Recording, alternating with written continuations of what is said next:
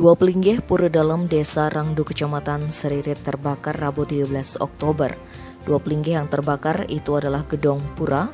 Api dengan cepat melahap ijuk yang digunakan sebagai atap pelinggih.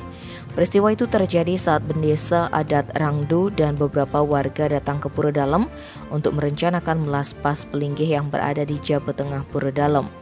Pukul 9, saksi Jero Gede Mangku yang tengah mengikuti rapat di Seririt ditelepon oleh bendahara adat Putu Tarsini mengatakan bahwa pura dalam kebakaran.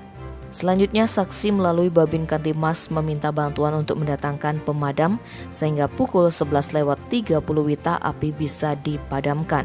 Selanjutnya saksi melaporkan kejadian tersebut ke Polsek Seririt.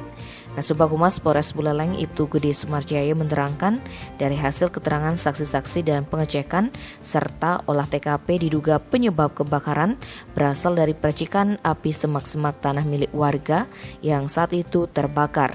Diduga lahan itu terbakar disebabkan oleh puntung rokok, kemudian dibawa oleh angin sehingga menyebabkan dua pelinggih di pura dalam Desa Rangdu terbakar.